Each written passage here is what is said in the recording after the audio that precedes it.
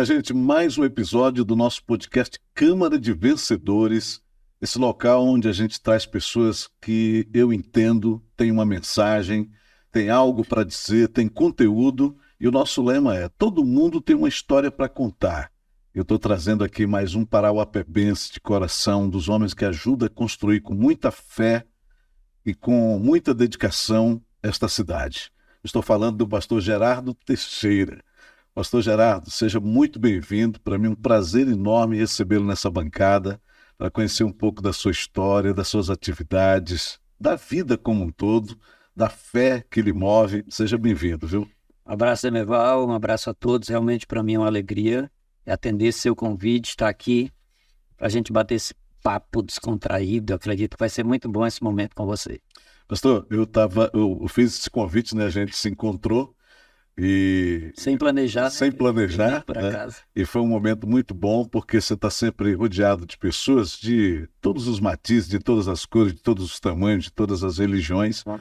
Você é um cara que você flutua bem, né? Você convive, você está transitando bem no meio da sociedade.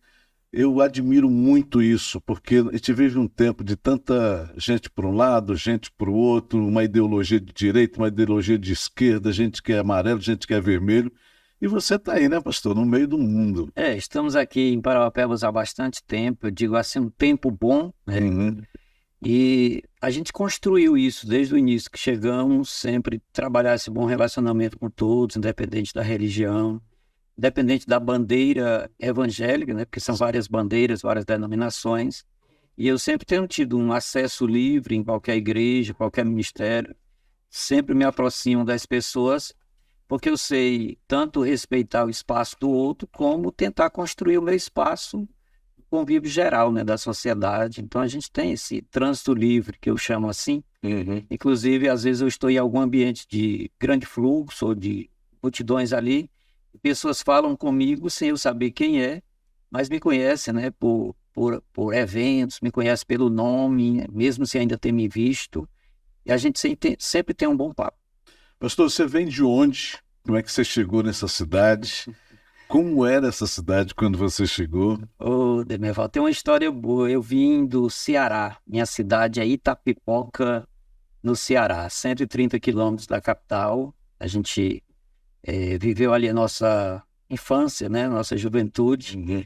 e eu nunca tinha saído para nenhum outro lugar. Quando eu saí da minha cidade natal, eu já tinha 33 anos de idade. Caramba, hein? E vim aqui para Parauapebas, né? Nós viemos enviado pelo ministério, do qual a gente faz parte. Uhum. Já sou evangélico há 35 anos e pastor, já tenho 26 anos de pastor. E eu dirigi uma igreja no Ceará, na minha cidade. Inclusive a igreja onde eu me converti, me tornei pastor dela mesmo. E fiquei lá um período de 4 anos. Depois o ministério lançou o desafio para mim para vir para Parauapebas. Olha isso, hein? E eu disse, deixa eu achar aqui no mapa. E procurei no mapa, não tinha Parauapebas. É mesmo, né? Há 22 anos atrás a gente não encontrava. Então, o Uhum. mais próximo de Parauapebas que a gente achava era Carajás. Exatamente. Estava no mapa, era Carajás. Uhum. Pra você ter uma ideia, até o aeroporto de Carajás passou a ser de Parauapebas há pouco tempo. Pouco tempo atrás, né? As Né? pessoas vinham para Carajás. Parauapebas era deixada de lado. E quando chegamos aqui em Parauapebas, em 2002, no mês de outubro de 2002, nós chegamos, foi o seguinte, em outubro de 2002 eu voltei no primeiro turno na minha cidade Uhum. e vim no trânsito, né? Ou seja, não voltei no segundo turno e só justifiquei meu voto em 2002, que era voto para presidente na época. Uhum. Você é um cara bastante politizado, daqui a pouco nós vamos entrar, inclusive, já que você falou em voto, daqui a pouco vamos entrar um pouquinho nessa história. Tudo bem. E aqui, mesmo já cidade emancipada, tudo, né? Ainda era uma cidade muito primitiva, digamos assim, né? Eu cheguei no final do mandato da Bel, né? Nos 2 últimos anos dela, né? Uhum. E quando cheguei, Parauapebas tinha 77 mil habitantes. Então, ali onde é o Ipecena, aqui na PA, Sim. o Ipecena ali era um lago. Mesmo? Era um lago. Olha. O Novo Brasil era um bairro isolado da cidade. Uhum. Aí tinha aquele viaduto, né? Já tinha um viaduto. E Parauapebas, ela acabava, não tinha Avenida Liberdade, Sim. só tinha o Canteiro Central. Então foi construído depois disso. A Avenida Liberdade não tinha, só tinha até o posto JK em frente ao IPC. Para frente não tinha. E aí nós viemos para assumir a igreja, né? A gente veio enviado pelo Ministério e assumimos a igreja MFPB da Paz, onde estamos até hoje, a esse tempo todo. Nossa história, eu vim com meus filhos pequenos e hoje todos casados, construíram famílias. Eu até brinco com os meus filhos, o primeiro que São quantos? São 3 homens e 2 mulheres. Um já não está mais conosco, né? Ele tem 2 filhos vivos e um não está conosco. Mas meu filho de mais idade, ele casou, eu não chamo de velho, chamo de mais idade. Quando ele casou, eu até brincando com ele, eu digo, mas você casou com uma maranhense? Aí ele disse, meu pai, eu não tenho outra opção. Na época, né? Ou seja, só tinha maranhense aqui? Na época era assim. Então, eu vim na frente, vim com minha esposa, deixei minha família no Ceará e vim assumir a igreja. Passei 30 dias, só eu e minha esposa. Depois foi que eu voltei para buscar a família. Aí ficamos esse tempo, 30 dias, só tomando posse, conhecimento da cidade. E já, como eu sempre já vim de movimentos, né? No Ceará mesmo, eu já trabalhava no Conselho de Pastores lá, fazia marchas, fazia carreatas, Uma vez a gente fez um evento que foi uma carreata com os 66 livros da Bíblia. Olha. Peguei 66 carros, personalizamos todos eles e fizemos uma carreata na cidade. Foi um dos grandes eventos que aconteceu lá. Pastor, diz que não há crente que não se arrependa, né? Porque o cara só vira crente se ele se arrepender. Perfeito.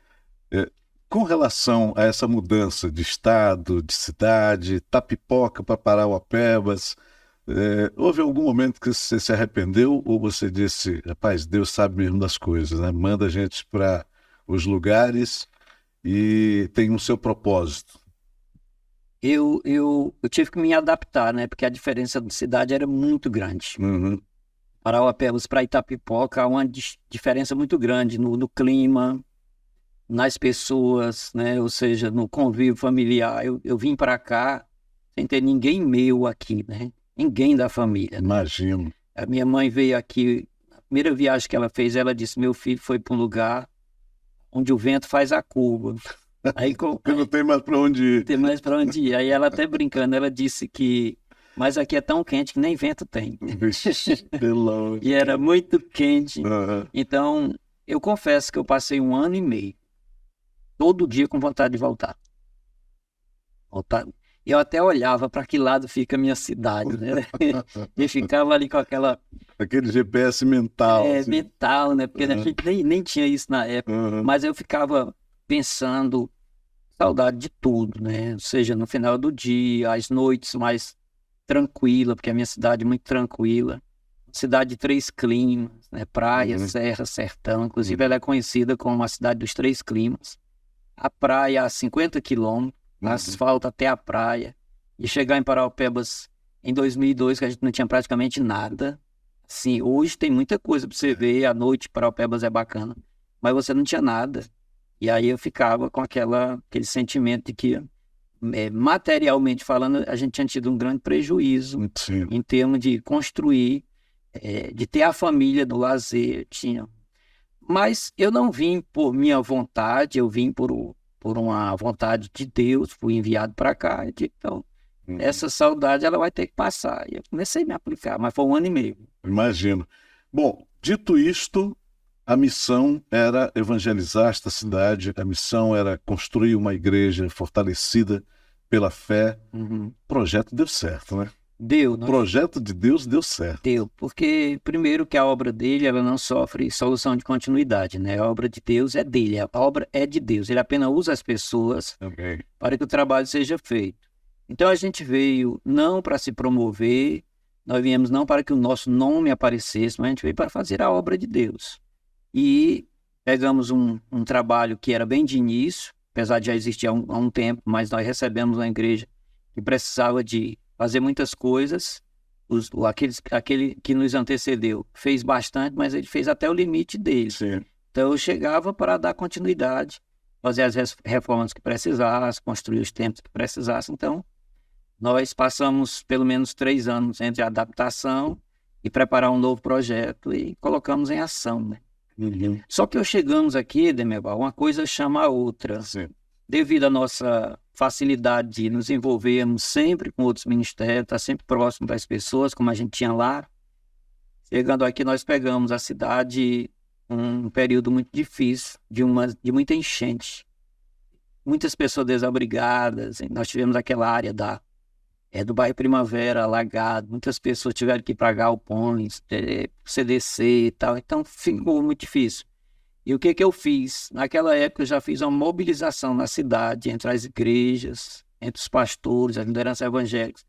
Fizemos um evento de arrecadação de alimento para atender essa necessidade. Entender? Tem uma coisa que às vezes eu vejo, e eu tenho uma crítica pessoal com relação a isso. É que quando se vai fazer qualquer evento, qualquer coisa voltada para a igreja, sempre tem aquela visão, vamos lá atrás do poder público para nos ajudar. Nós temos uma força própria, nós temos condições de fazer isso por nós mesmos, sem necessidade de estar escorado, né, no governo, estar escorado no poder público para realizar. Então, quando mobilizamos isso, sem nenhuma força que viesse de apoio, e o trabalho foi realizado. Então, naquela época, a gente reuniu ali 18 pastores envolvidos diretamente nesse evento e a gente encheu carros e carros de cestas básicas para depois atender essa necessidade, pessoal. Pastor, foi bom, né, chegar numa época, a gente, quando coloca bom assim, mas é da visão de Deus. Numa época em que a cidade passava por um flagelo, por uma enchente, por uma necessidade, porque ali você já colocou em ação uma coisa que para você era muito fácil, um homem do movimento, de mobilizar. de mobilização. Hoje nós estamos vivendo esse problema lá no sul do país e há muita confusão, lá o assunto é muito sério, há muita confusão em torno dessas questões de ajuda. Agora mesmo estava vendo um vídeo ali com o Renaire, do Pablo Massal, que os caminhões estavam superlotados de alimento, de utensílios, essa coisa toda, barraram o caminhão porque estava acima do peso. Bom, imagine o que é esse tipo de coisa numa situação de emergência. Você vai estar ligando para peso, você vai estar ligando para a quantidade. A questão é a ajuda, né? Isso deveria estar colocado, mas há muito viés ideológico envolvido, muita crítica política, a internet batendo. Mas eu quero entrar num ponto dessa situação lá do Rio Grande do Sul, pastor, já que eu estou falando com um homem de fé, um homem da espiritualidade, um homem que milita nesse campo da crença. Saiu recentemente, ontem, né, inclusive, uma matéria referendando a fala de um influencer que disse que o Rio Grande do Sul estava pagando o preço de ser o estado, apesar de branco, ter o maior número de terreiros de macumba no Brasil. E aí esse jornalista fez uma matéria e comprovou que, de fato, por incrível que pareça, o Rio Grande do Sul é um dos estados onde é o maior número de terreiros no país. Junto a isso, começa a se criar aquela história de castigo, de que Deus fez aquilo. Qual é a visão do líder espiritual Gerardo Teixeira com relação a isso? A gente sabe que o mal, ele atrai o mal, né? O mal atrai o mal. Mas usar isso com um discurso com relação a que Deus está punindo aquele povo, aquela região, a gente também teria que ver que isso já aconteceu em outros lugares, né? Então, já teve outras situações de enchentes, né? Por exemplo, a barragem de Brumadinho, a barragem lá que já estourou, certo? Então, de Mariana, né? Lá também. Exatamente. Então, a gente tem isso e quando a gente fala que o mal atrai o mal, essas forças que sempre chamam a deuses, a adoração, a obra de feitiçaria, de macumbaria, isso é algo que vai atraindo coisas ruins. Mas a gente pensar assim, no meio dessa nação que está lá, desse povo, né, lá do sul, quantas pessoas de fé também nós não temos lá? Não é?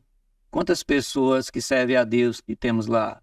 Então a gente viu igrejas alagadas apenas com a torre da igreja de fora também. Então eu não vou muito nessa narrativa. Eu gosto de ter uma fé mais centrada, né? Eu não gosto de usar a minha fé para estar agora escorado nela, buscando punição para as outras pessoas. É como se a gente pegasse um texto bem prático da Bíblia, onde Jesus manda 2 dos seus discípulos preparar a ceia em um lugarejo, né, em um ambiente, e aí eles voltam dizendo para o Senhor que eles não permitiram preparar naquele lugar. E imediatamente eles mesmos disseram: Senhor, o Senhor quer que a gente peça para descer fogo do céu para consumir tudo lá? E aí o Senhor foi e disse: não foi para isso que a gente veio. Né? Não foi para isso que a gente veio. Aí eu quero pegar também esses 2 personagens, porque esses personagens foram os mesmos que chegaram para Jesus e disseram: Senhor, no teu reino, eu sente à direita e meu irmão à esquerda. Ou seja, Privilégio. né? Então, usando... Aí depois a gente vai estudar a história desses 2, que no caso era Tiago e João. Tiago e João, eles eram primos de Jesus.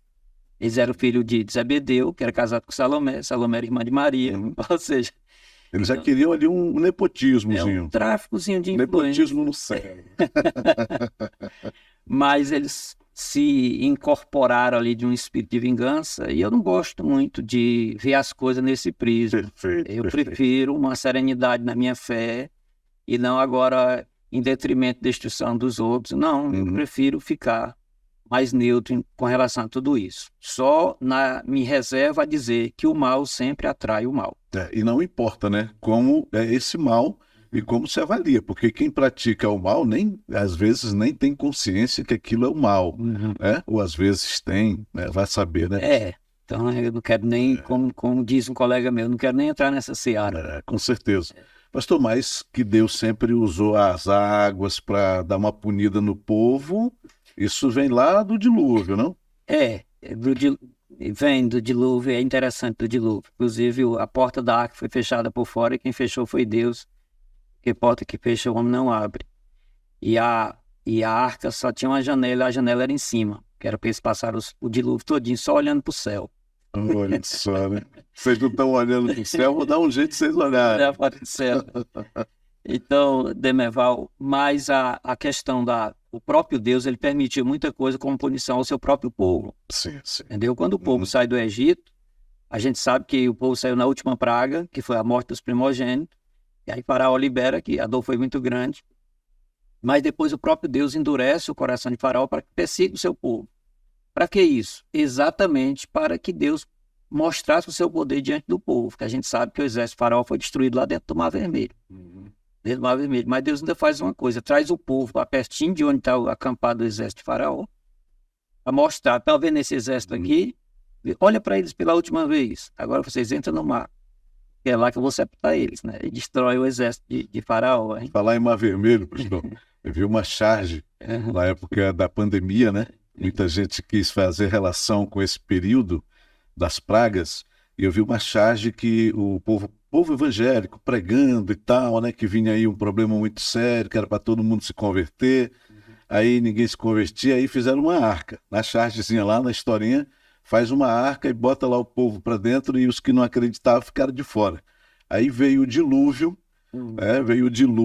todo mundo morrendo, o dilúvio era a pandemia, todo mundo morrendo, e aí a arca já estava fechada, e aí aquele povo que tinha ficado de fora, tudo nadando e pedindo lá: Noé, Noé, salve-nos, Noé, abre a porta. Aí Noé faz o L. Noé faz o L agora. Ai. Pastor, vamos entrar um pouquinho nisso? Política, pastor, e igreja é um negócio que sai faísca, principalmente por quem acha que cristãos, e quase sempre esse cristão é evangélico, né? O cara não vê outros aí como cristão. Não pode se envolver com política. Olha, tem a gente até que diz que existem 3 coisas que não se discute, né? Que é política, religião e futebol. Ninguém discute essas 3. Eu já até brinco que se você soubesse como é feito 3 coisas, você também não queria. Cachaça, queijo e política. O queijo eu já vou ficar preocupado agora, viu? Quando eu for comer queijo. Não, a gente fala daquele bem arcaico, né? Falando que ele é feito com aquela pouca higiene. Né? Mas a cachaça, isso aí não é nem assunto. Mas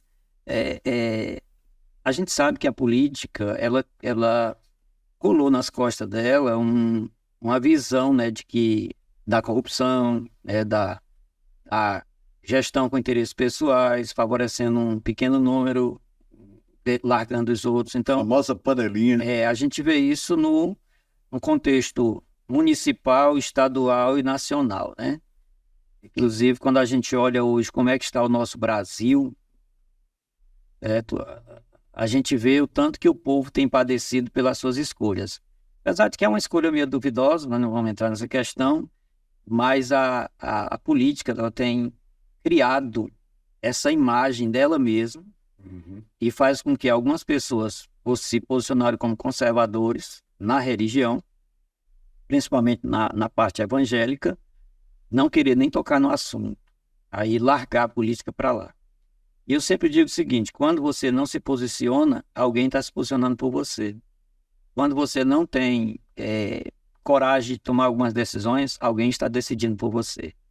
É a mesma coisa de você dizer, esse almoço aqui foi de graça. Não existe comida. Não existe almoço grátis. Não existe almoço grátis. Tem alguém pagando.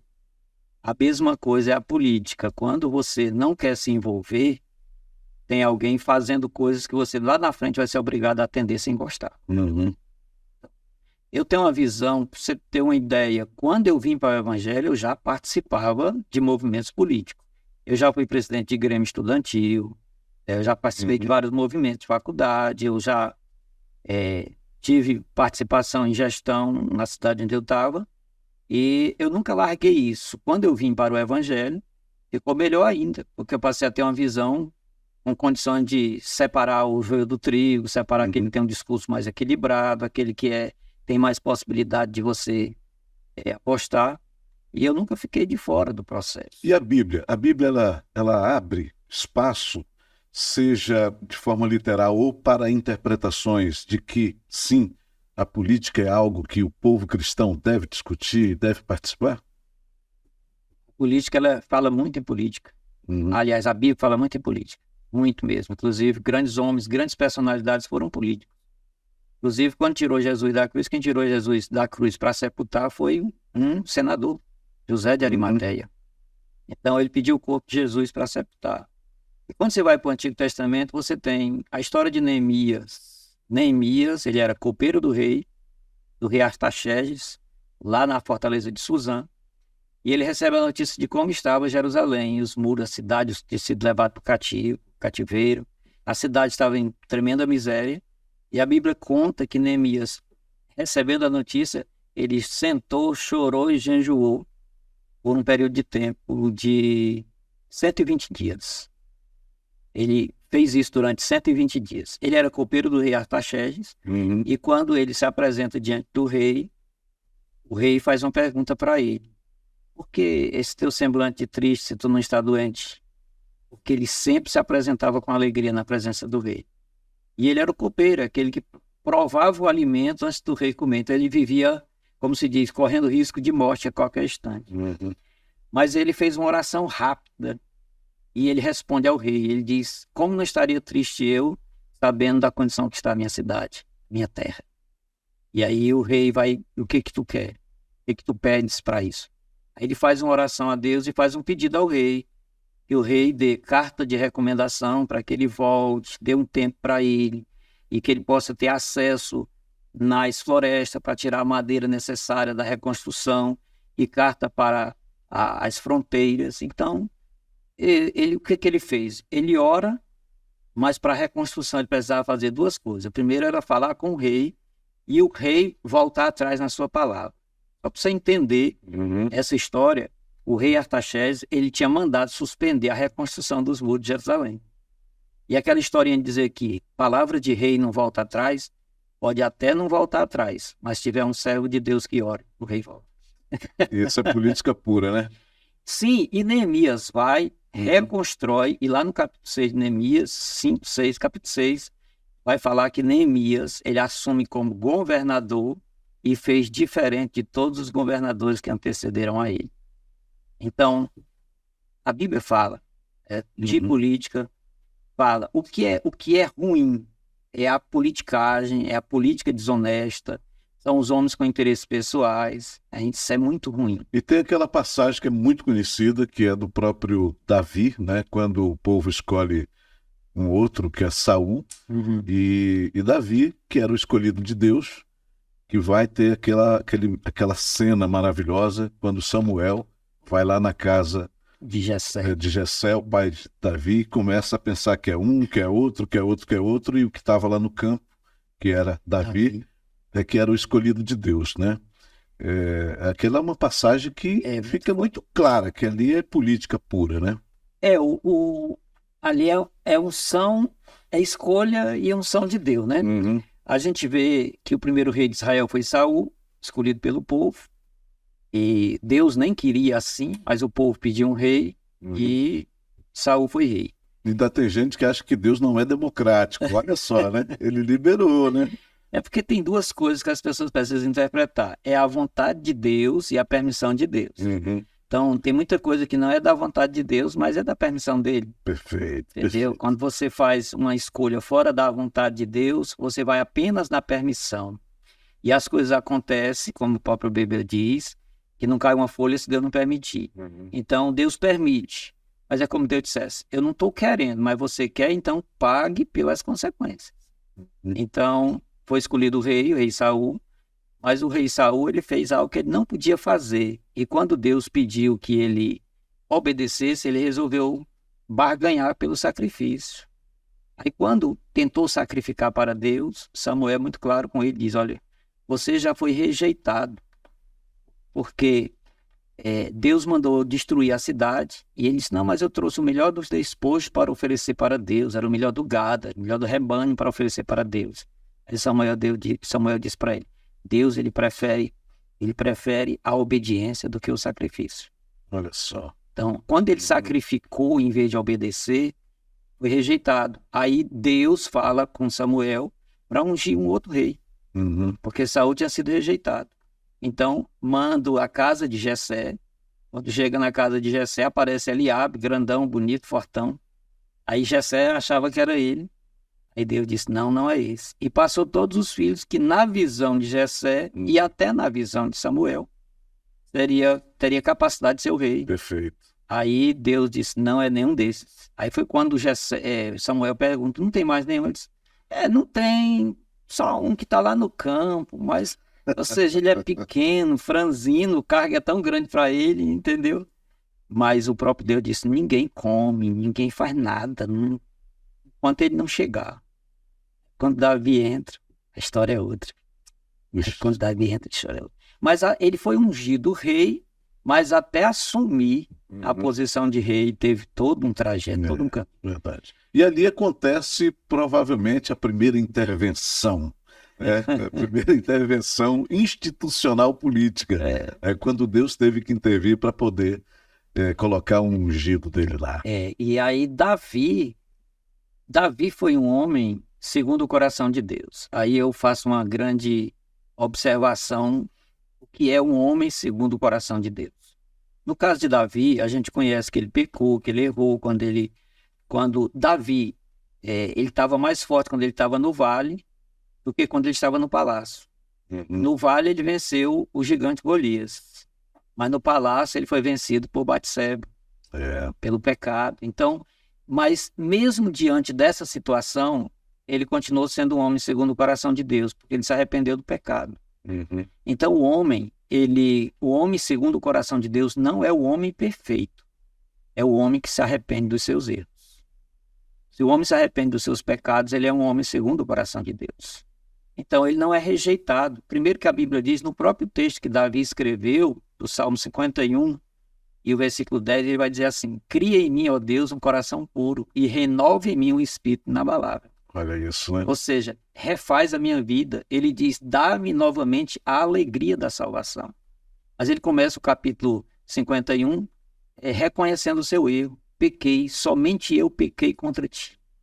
Hoje as pessoas fazem, eu até digo sempre na igreja, que quando a nossa melhor defesa, diferente do futebol, não é o ataque. No futebol, a melhor defesa é o ataque. Já na vida de cristã, de fé, a melhor defesa não é o ataque, é você reconhecer os seus erros. Não é você ficar agora transferindo a sua responsabilidade Porque Davi ele não disse, Senhor, eu estava de boa, estava no meu palácio, estava tranquilo. Aí aparece aquela mulher, então ele é culpado. Então a maioria dos homens hoje, eles transferem a E responsabilidade. tem aquela passagem, né, que você vai complementar, por gentileza, que eu não sei nem onde está e nem como dizer ela toda, mas é: se este povo, que se chama pelo meu nome, se arrepender dos seus pecados, ou seja, arrependimento é algo que Deus coloca no coração da gente para que a gente possa ter um renovo, um recomeço, uma restauração com Ele, né, pastor?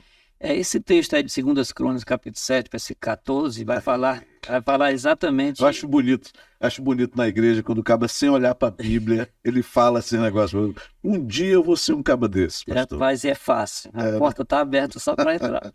E Demerval, ali Salomão estava na reconstrução de tudo, né? E aí Deus, ele propõe isso. Eu estou pronto para ouvir, mas tem esses detalhes. Se o meu povo, que se chamam pelo meu nome, se arrepender, se converter dos seus maus caminhos, então eu ouvirei do céu e responderei. Ou seja, Deus, ele coloca uma condição. E aí, quando o homem faz isso, a Bíblia vai dizer lá que o templo se encheu com a presença de Deus. Então a gente tem isso maravilhoso. Isso é maravilhoso. Deus, ele quer ser achado por nós. Nós é que buscamos pouco. Deus, ele é de fácil acesso. Então, ele coloca nas nossas mãos os seus desígnios, coloca nas nossas mãos a sua palavra, para que a gente conheça de Deus. E quando a gente vai para um Salmo 24, Salmo 24 vai falar que Deus revela os seus segredos para aqueles que o temem. Então, não existe nada oculto para aqueles que temem a Deus, porque Deus revela. Deus revela. Não nessa revelação de barriga cheia, que algumas pessoas comem demais, vão dormir, vão tendo revelações. Não essa daí, mas muito mais aquela que você vai pela palavra, a importância da palavra, você se dedica e as coisas acontecem. Perfeitamente.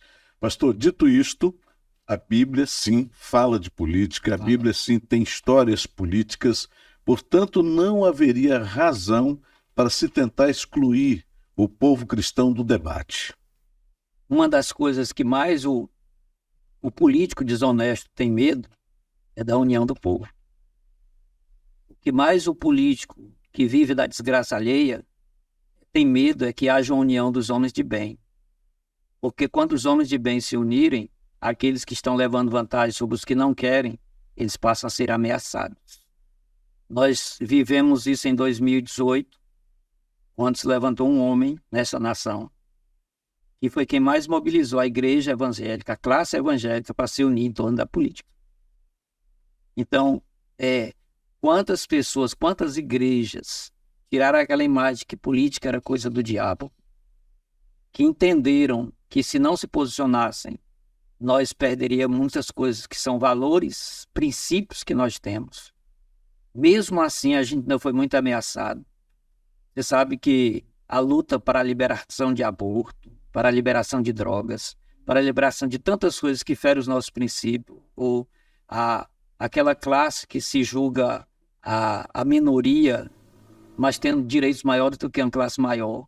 Então, tudo bem que as pessoas lutem pelos seus direitos, mas eu não posso lutar pelo meu direito desconsiderando o direito do outro. Então, foram criadas muitas leis que, graças a Deus e a uma bancada evangélica, não passaram. As escolas, de certa forma, foram bombardeadas e muitas câmaras municipais não passaram determinadas leis. Por quê? Exatamente por uma questão de defesa a princípios. Então, nós não podemos negar de que temos que continuar lutando pelo a família no modelo original, certo? Sim. Lutar por princípios cristãos, pelo respeito a eu ter que defender a criação do meu próprio filho, na formação do caráter dele, se eu quero dar uma formação cristã que seja. Então, tudo isso a gente consegue através de quê? De leis que são feitas.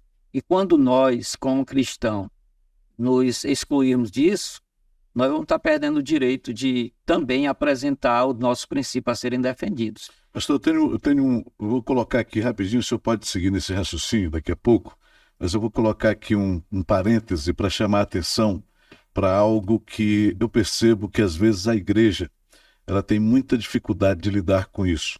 E às vezes os líderes mesmo acabam vindo a público e colocando algumas declarações que hoje parecem estar fora do contexto atual social neste país que discute essas questões. Eu vou pegar aqui duas personagens. J.A., um garoto que se notabilizou na mídia nacional da cena gospel, um cantor excepcional, um intérprete maravilhoso. De repente esse garoto resolve que ele quer ser uma mulher. E aí ele fez, inclusive, essa transição. Hoje ele é uma moça. A outra figura chama-se Priscila Alcântara. Essa menina, uma apresentadora de TV, cresceu dentro dos palcos da televisão, é uma cantora de dentro da igreja, e essa moça, ela resolve que ela quer fazer uma transição de carreira. Ela não quis fazer uma transição sexual. A transição de carreira, ir para o pop e tal, essa coisa toda. E eu vejo que em todos os dois casos, e aí teve até uma outra situação, acho que de um outro rapaz que se assumiu homossexual. É o Gessé Aguiar. Gessé Aguiar, e que quase sempre na esteira dessa discussão vem a ideia de que as igrejas não acolheram, não compreenderam. Como é que a igreja está lidando com isso, pastor, hoje? A gente vai voltar à questão das escolhas, né? Uhum. Ou seja, quando você faz a sua escolha, você também tem que estar pronto para pagar o preço pelas suas próprias escolhas. O que eu mostrei aqui é a questão da vontade de Deus e a permissão de Deus. Toda escolha tem consequência. Tem consequência. Se a escolha é boa, a consequência é boa, né? Mas no caso aí, é dizer assim, a pessoa escolheu ser assim e a igreja aceitar com naturalidade, sem fazer nenhuma resistência, ela estaria abrindo mão dos seus próprios princípios. Os próprios princípios. Aí você diz assim, pastor, mas a gente tem que amar as pessoas, sim. A gente não deixa de amar, o que a gente não vai concordar é com a prática. Uhum. Certo? Então, a gente jamais deixa de amar a pessoa porque ela fez uma escolha. O que a gente quer dizer é que não vamos concordar com a escolha dela. Então, pegar agora o púlpito da igreja e pegar uma pessoa que passou por essa transformação, ferir os princípios da palavra. Porque a Bíblia diz que o homem nasce ou mulher ou homem, ou seja, o ser humano nasce assim. Uhum. Macho e fêmea, nasce assim. Então, se do percurso ele resolve mudar, ele feriu aquilo que Deus determinou para a vida dele. Tem até uma piada que diz, né, que se existisse essa história de terceiro sexo, Deus não teria feito Adão e Eva, tinha feito Adão e Ivo.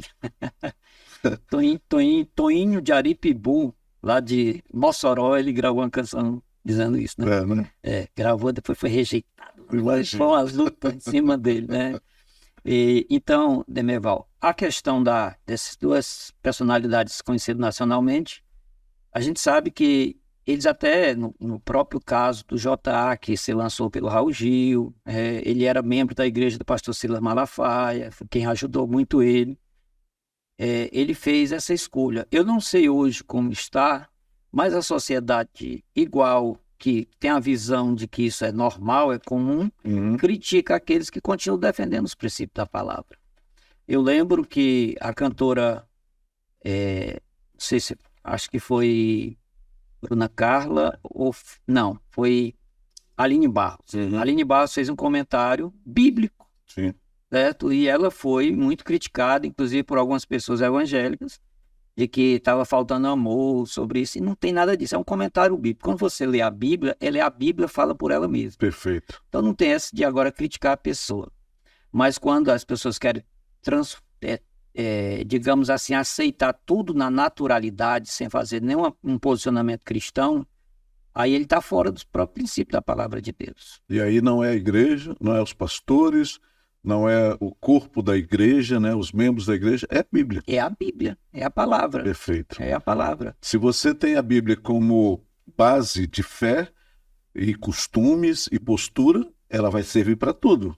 Né? Exatamente. Olha, até para você fazer Você tem condição de pegar um versículo da palavra de Deus e transformar numa heresia. Porque qualquer texto sem contexto, ele tem esse risco. Então, quando você pega um texto e vai falar coisas que nem está naquele contexto, aí você pode criar uma heresia. E, inclusive, em se tratando dessas questões de homossexualidade, que está muito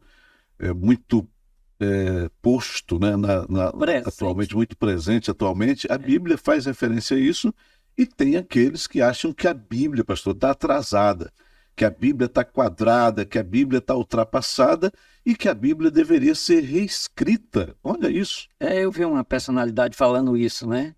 De que a Bíblia ela era muito homofóbica, não sei o quê, né? Mas a palavra de Deus, ela foi, é e sempre será. A Bíblia diz que passará os céus e a terra, mas a palavra não passará. Por mais que os homens criem leis para tentar barrar a leitura da Bíblia e tal, mas a Bíblia vai continuar sendo o que ela é. Ela é a palavra de Deus. E para quem acha que a Bíblia está ultrapassada, a ciência, recentemente, acaba de fazer comprovações de passagens bíblicas históricas para que aqueles que se acham muito inteligentes para discutir, inclusive, uma reedição da Bíblia adaptada ao que eles pensam, a ciência acaba de provar que a Bíblia tem razão.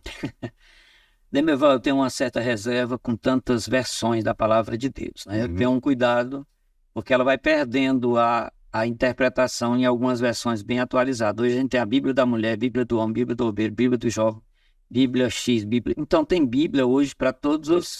Para tudo. Então, às vezes a pessoa pega uma versão, a Bíblia, uma versão na linguagem de hoje, aí vai se apoiar naquilo ali.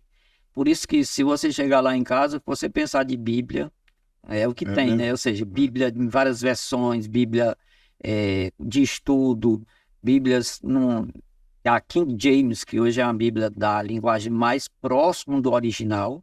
É mesmo? King James. King James. Depois eu quero comprar uma dessas. King James atualizada, é a Bíblia mais próxima. Então, ela tem uma linguagem bem próxima dos escritos originais.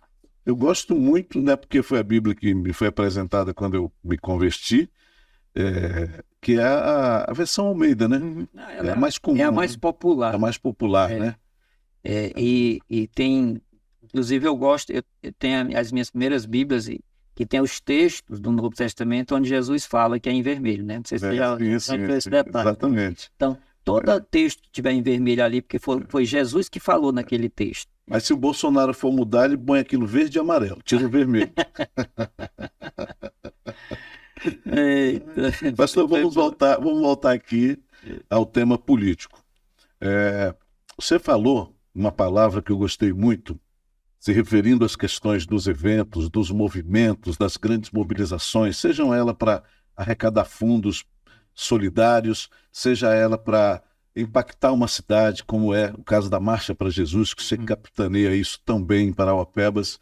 O senhor falou, dentro da questão política, uma frase que eu adorei: força própria.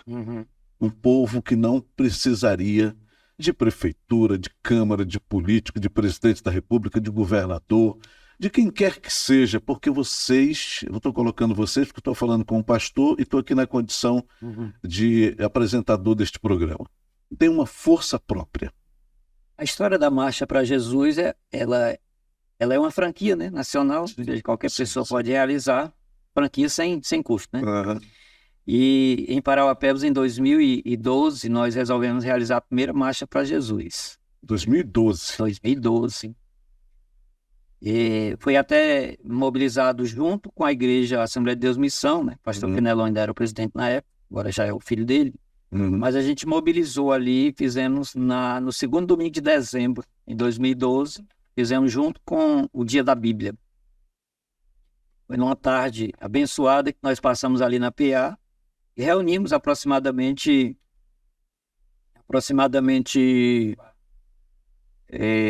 ali umas 700 a 800 pessoas, não mais que isso. A primeira marcha. Aí, quando foi no ano seguinte, eu fiz um projeto, a Marcha para Jesus. Nós fizemos um kit de apoio, de valores. Inclusive, você falou que é franquia, e a Marcha para Jesus, acho que ela nem brasileira não é, né, pastor? Se não me engano, né? Parece que ela nasce nos Estados Unidos. No Brasil, ela nasceu no Rio de Janeiro. Perfeito, perfeito. Sim, pastor, siga. Aí, nós fizemos uma programação já em 2013, para um evento, o orçamento chegava a R$ 170 mil. O orçamento da banda, para 2013. Aí nós fizemos uns kits um kit mídia, valores que era 10 mil, 5 mil e 2 mil, 3 mil. Eram os valores, porque eu tinha que fechar os valores. Sim, sim. E nós não fomos para o poder público, nós não fomos buscar apoio na gestão nenhuma. Aí eu peguei esses valores, o kit, apresentei o projeto para alguns empresários amigos. Eu lembro que era 6 mídias de 10 mil, 20 mídias de 5 mil e o restante para completar o valor. Aí eu saí visitando alguns empresários cristãos que gostaram do projeto e nós apresentamos os kits de 10 mil, foi o que a gente vendeu primeiro. É mesmo? Duas saídas eu vendi os kits. Aí eu já começava com 60 mil de valores. É claro que não era o dinheiro todo na mão, mas eram os compromissos parcelados dentro de uma condição que o empresário pudesse pagar. Então, aí eu fiz o evento. A gente trouxe o cantor André Valadão. Estava no auge, tinha gravado o CD Fortaleza, lá na Praia de Iracema. Da Lagoinha. Aí ele estava no auge, inclusive nesse CD tinha a participação do Thales e o André Valadão estava. O show dele ficava ali em torno de 70, quase 80 mil era o custo. E aí nós contratamos. Eu contratei. Ousado, hein? Ousado. Paguei a metade do valor que eles exigiram, fechamos tudo. E agora me consegui uma estrutura de som, palco, mais um monte de dinheiro. Aí eu contratei o Castro na época, acho que foi 30 e poucos mil, palco e som. Eu sei que fizemos um grande evento. Quem apoiou o evento? Os patrocinadores cristãos. Nem um centavo de prefeitura, nem um centavo de nada. E desse jeito a gente fez 7 edições. Perfeito. 7 edições. As melhores marchas que nós já fizemos aqui, sem apoio público. Eu tenho saudade disso. Sim, Por que eu tenho saudade disso? Porque mudou? Depois veio os apoios públicos? Vieram, mas estragaram o evento. Né? Estragaram o evento. Porque aí eu imagino que do mesmo modo que muito político não quer que cristão entre na política, tem muito cristão que também não quer político entrando na marcha para Jesus. A maior parte dos empresários disseram, enquanto for desse modelo eu apoio. No dia que mudar... Olha isso, hein? Então a gente começou a perder os apoios financeiros. A cidade também passou por alguma dificuldade financeira, mas a gente perdeu. A minha esposa, às vezes, ela diz assim, meu bem, que ela trata de meu bem. Acho que é porque a gente tem muito bem, sabe? Aí, meus bens. Aí ela diz, eu tenho tanta saudade quando a marcha para Jesus era feita por nós. Imagina. Só. Então, nós fizemos, hoje já fizemos 10 edições, mas fizemos 7 com apoio só de empresários, só a força da igreja. E em termos de público, você percebeu que a marcha cresceu até determinado ponto, vamos imaginar aqui a 7ª edição, e depois, por conta, digamos assim, dessa infiltração pública, foi diminuindo também a participação? Você sentiu isso ou não? Sim, porque tem a questão das preferências, né? Ou seja, eu não gosto daquele, eu gosto daquele outro, então tem uma resistência. E também, a gente também põe um certo culpa na mudança do próprio tempo, né? A gente teve, antes da pandemia, tudo normal, depois da pandemia, quase nada voltou ao normal. O que chamo de novo normal é um negócio diferente. Muito... As próprias igrejas hoje, a frequência é bem menor depois da pandemia. A pandemia acostumou muita gente em casa, revelou gente que não gostava de ir para a igreja. Enfim, né? Mas esse evento ainda é uma tradição na cidade. Você sabe que eu tenho uma opinião com relação a essa história de pandemia e igreja, porque nós já discutimos isso, né? Mas eu vou aproveitar aqui nesse podcast para falar um pouquinho disso. O senhor ainda acredita que a igreja agiu certo na pandemia? É como... Eu tenho uma cidadezinha no estado do Pará que fecha... Os restaurantes lá fecham para o almoço, pastor. Olha isso. Os restaurantes fecham para o almoço. Como é que uma igreja, pastor, que é um hospital espiritual e que, inclusive, chama para si a responsabilidade de, sem remédio, assim como o médico dos médicos fazia, ajudar na cura do povo, fecha numa pandemia, pastor? Demerval, as igrejas fecharam não por vontade dos líderes, né? Fechamos por força de lei. Foi a maior briga que a gente teve aqui no Pará mesmo. Paraupebas foi uma batalha que a gente travou, em que a ordem era para não abrir. Teve algumas igrejas que foram até confrontadas com a própria justiça, a polícia lá. Teve colegas nossos que recebeu visita em casa. O policial foi na casa dele, a mando da justiça lá, orientando ele que não abrisse a igreja. A gente não fechou a igreja, não foi nós que fechamos a igreja. Foi uma guerra, foi a própria lei, o governador do estado trabalhou muito contra a igreja. Aí, em contrapartida, nós tivemos um município que atende ao estado, teve que fazer isso também. Então, E foi no Brasil inteiro, né? Lógico, no Brasil inteiro. Foi. Então, nenhuma igreja fechou por vontade própria. Nenhuma. Foi por força da lei. Pois é, pastor, mas Aí é onde entra. fica a sensação de que nós fomos covardes. Devia ter brigado mais, né? Deveria ter brigado mais. Mas o que acontece é que a pandemia para os governantes, para os municípios, para o estado, foi a época melhor que eles já viveram. Não é? Olha, dispensa de licitação em tudo, comprava o que queria, não prestava conta de nada. Nunca se roubou tanto. Nunca os gestores roubaram tanto e permitiram ser roubado como na pandemia. Bendito vírus, hein? É para eles, né? Para eles.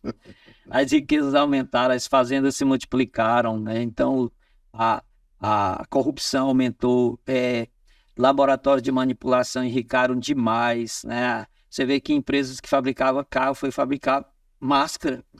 Já viu um negócio desse? Entendeu? Então você imagina o tanto que o comércio foi bom, vender, sei lá, temporizador como inalador, aspirador. Então a gente teve isso, algo que valia, sei lá, 100, R$200, vendia por 2.000, 3.000. Então foi algo assim absurdo. Absurdo, e nós pagamos um preço muito caro por isso. Imagino. É muito caro. Eu, às vezes, fico até pensando, não que a gente tenha um viés, mas a gente fica pensando, se a pandemia tivesse sido em outra gestão, como teria sido esse país, hein? E outra coisa, pastor, há muita gente que acusa quem se posiciona de negacionista, mas está cada vez mais comprovado que as vacinas não curavam, não impedem transmissão de vírus, as máscaras também não, e ficou uma ideia no ar de que poderia ter sido uma jogada do sistema político mundial para se fazer uma pandemia de propósito, seja para redução da população, que estaria muito grande na visão dos globalistas. E morria só os velhos. Né? Só os velhos. E ficou essa sensação de que algo não está certo no meio disso tudo, né? Vai saber, né? Vai saber. Vai saber. Mas nós temos na entrada de Paraupebas, pastor, uma placa que diz: esta cidade é do Senhor Jesus. E aí as pessoas perguntam: como assim que é do Senhor Jesus? E nunca vimos tantos crimes, nunca vimos tanto descalabro, nunca vimos tantos problemas. E aí eu lembro daquele discurso daquele pregador americano, como é que era aquele pregador? Batista? Billy Graham. Billy Graham, né, que quando foram perguntar para ele, né, onde estava Deus quando determinadas coisas aconteciam, ele está lá onde vocês colocaram, né? Vocês tiraram da igreja, tiraram da escola, tiraram da política, tiraram da sociedade, e agora vocês estão querendo que Deus esteja aqui, se vocês tiraram? Demerval, você talvez conheça o Ceará, né? Conheço. Então, o Ceará, principalmente na região próxima à minha cidade, as cidades, Itapipoca. As cidades mais próximas, em cada cidade não tem uma placa, essa cidade é do Senhor Jesus. E tem lá uma estátua da padroeira daquele município. Às vezes tem cidade que tem na entrada e na saída. E tem uma cidade a 30 quilômetros de Itapipoca, por nome Amontada, que tem duas imagens, uma de costa para outra. De costa para outra. Então, eu digo que é melhor ter uma placa dessa cidade do Senhor Jesus do que você ter uma estátua de ídolo, né? De ídolo. Mas para que a cidade seja do Senhor Jesus, seja dele, a gente tem que continuar proferindo o nome dele, orando pela cidade, para que realmente essa violência não seja no nível que é, e lutar contra isso. E a gente dizer que a cidade é do Senhor Jesus é melhor do que a gente dizer que a cidade não é. Perfeito, Entendeu? perfeito. Então, eu acho bacana tá lá, eu quero até que tenha mais, né? Que tenha Sim. mais. Parauapebas hoje tem, sei lá, 35 a 40% da sua população é de fé evangélica, né? E alguns praticantes, outros não, mas tem essa linha. Então, Parauapebas, ela é diferente de outras cidades que nem tem esse nível de tantas pessoas evangélicas, né? Como tem aqui, os maiores templos aqui dessa cidade são evangélicos, onde cabe o maior número de pessoas. Então, a gente tem isso. A cidade ainda tem um trabalho muito grande a ser feito com relação à violência. A gente sabe que a gestão precisa investir nisso, contra a violência, melhorar a sua estrutura contra a violência, e criar mecanismo para inibir cada vez mais o crime. Pastor, hoje é sexta-feira, Parauapebas está completando 36 anos e nós estamos aí, segundo a Justiça Eleitoral, ultrapassando os 200 mil eleitores. E se ninguém, no primeiro turno, ultrapassar a marca de 50% mais um voto, haverá segundo turno. É um momento histórico que muito político eu já pude observar, não queria essa história de segundo turno. Uns porque vai ter mais despesa, porque vai gastar mais, porque vai ter mais trabalho. Muitos eleitores, porque não vão ter que votar de novo, sair de casa para ir votar uma segunda vez. Poderia resolver isso tudo da primeira. Mas eu, do meu ponto de vista, acho que o Instituto do Segundo Turno é uma oportunidade democrática de se eleger aquele que tiver realmente a maioria dos votos. Porque nas cidades onde não há segundo turno, um exemplo é a Imperatriz do Maranhão, de onde venho, lá o prefeito atual, que é um desastre, foi eleito com menos de 30% dos votos. Não representa, portanto, aquela cidade que 70% não quis.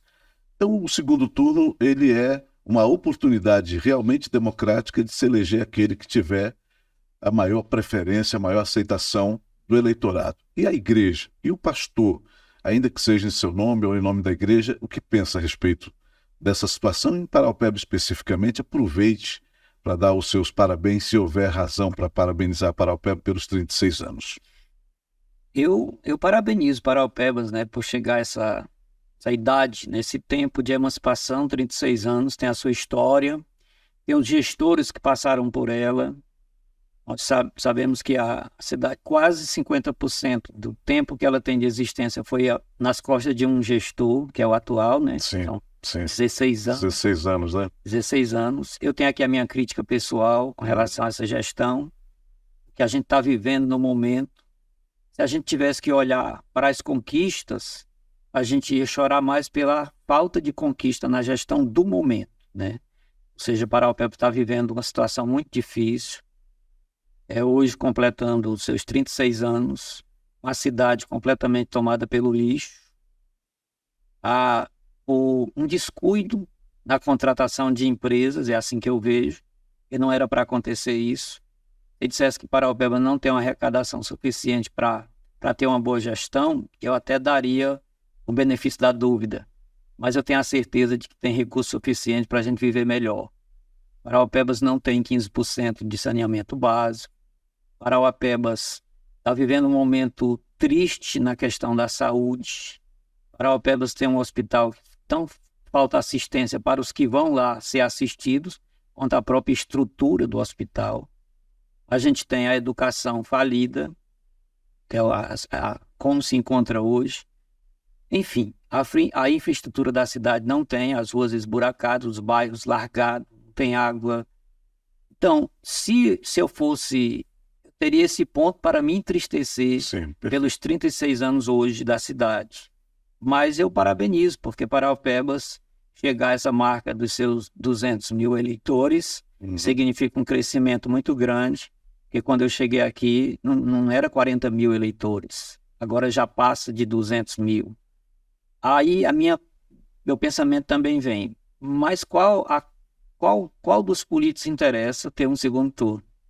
E o segundo turno é uma segunda eleição, né? É a segunda campanha, uma campanha Exatamente. mais rápida, Menos dias.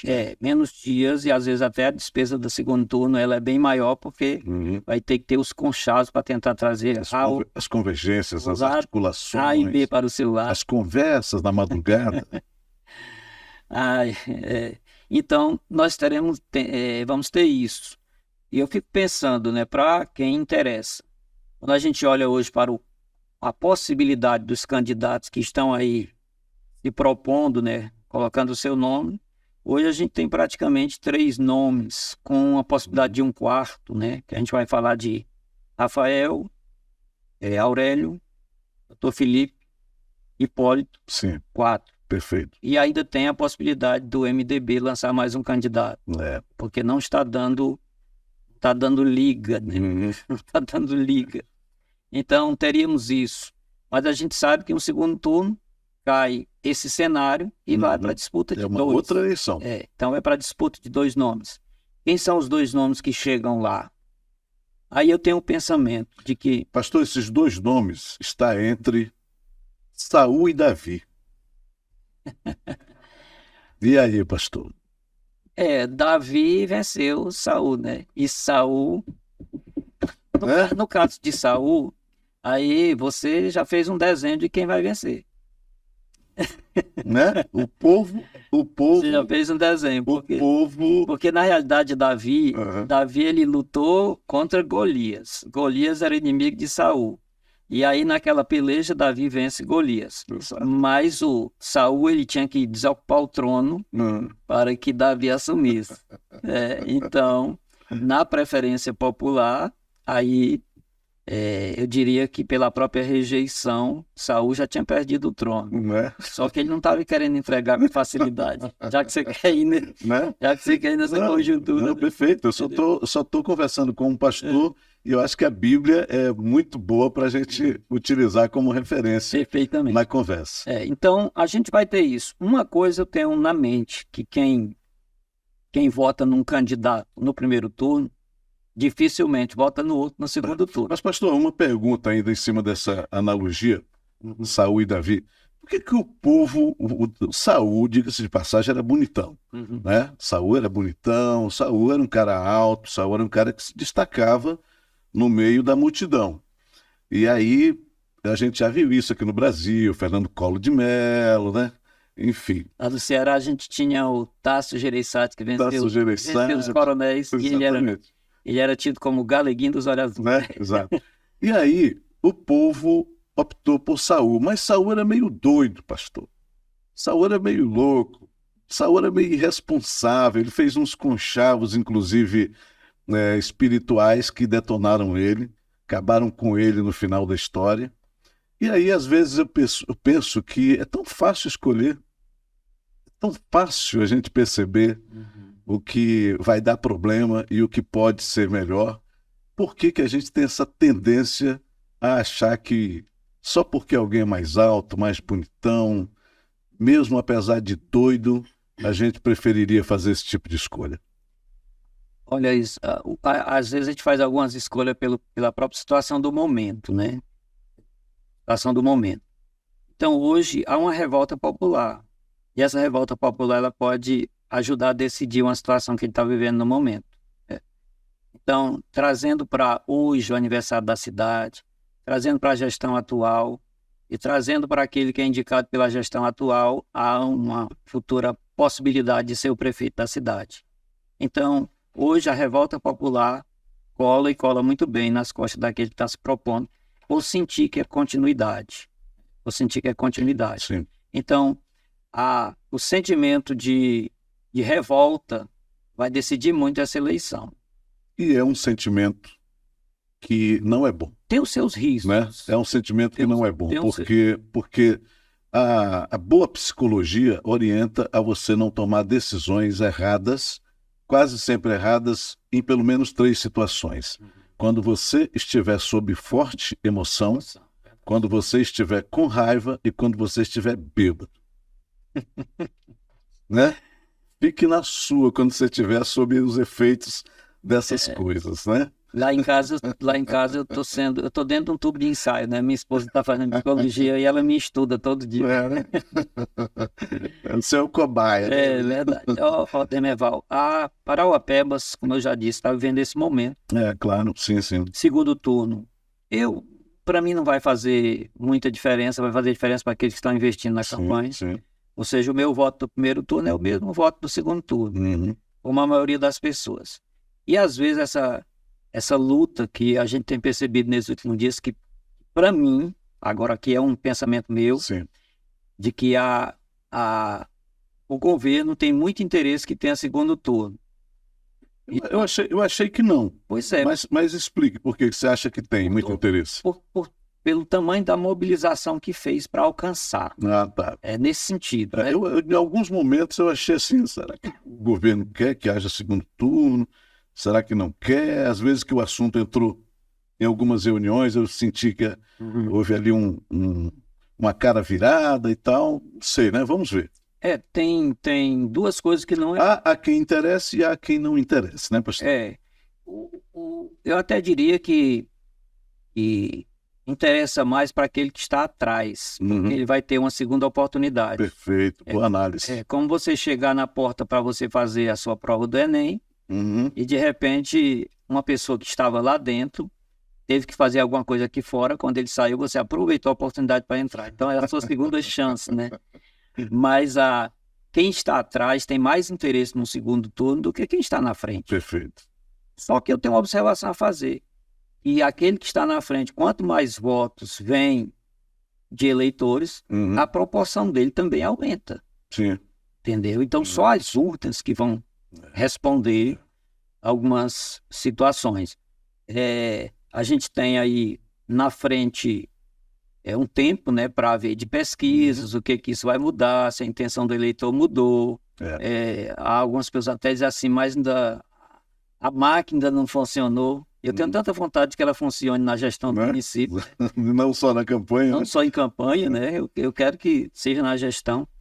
Então, é algo para se esperar e ver, né? Pastor, eu fiz essas perguntas, esses questionamentos, essas provocações, primeiro porque você é um cara muito politizado, é meu amigo, tenho certeza que você iria entender, e principalmente pelo seu poder de análise, de síntese nessas questões. Eu jamais faria uma pergunta como essa, colocaria esses questionamentos, essas provocações com alguém que não tivesse responsabilidade de respondê-las com bom senso, com coerência, avaliando cenários, conjunturas. E foi isso que você fez. Quero agradecer, tenho certeza que nós temos muitos outros assuntos para a gente discutir aqui. Quero trazê-lo mais vezes. Todos os convidados que a gente traz aqui, que a gente sente que ainda rende assunto, a gente quer convidar para voltar. E você é um desses que eu quero convidar para vir aqui, para a gente bater mais papo. Esse espaço aqui é nosso. E como eu disse no começo, todo mundo tem uma história para contar e a sua história é muito bonita. Eu adorei essa conversa, pastor. Eu que gostei de estar aqui com você. Eu sempre gosto, né? A gente se encontra e conversa bem, assunto bem equilibrado, mesmo que cada um tenha as suas preferências na questão política. Sim. Nós conversamos com muita tranquilidade. Eu quero agradecer. Hoje a gente está na cidade continuamos como presidente do Conselho de Pastores. Isso nos coloca sobre as nossas costas, inclusive na forma como a gente conduz determinados assuntos. Exatamente. Então a gente tem esse cuidado. Porque quer queira ou não, você representa esse segmento. Hoje, e um segmento muito importante na sociedade. Hoje a gente tem em torno de 80 pastores filiados ao Conselho de Pastores, de denominações diferentes. Nós temos uma reunião regular todo mês e tratamos de vários assuntos, né? Então, na questão política, na questão religiosa, as bandeiras das igrejas a gente respeita o segmento de cada um, a forma doutrinária, e temos esse trabalho. E conversar com você aqui, para mim, também foi um ambiente muito agradável. Só para finalizar, mais uma que me ocorreu que eu não fiz durante a nossa conversa. Nossa. Tem gente que diz que as igrejas se tornaram palanques ao invés de púlpito, né? Que se leva ali o político da preferência, ou o político que solicitou, o político de algum modo tem uma relação com aquele líder espiritual e vai lá. O que você acha disso, pastor? Isso é uma coisa que é coerente, não é?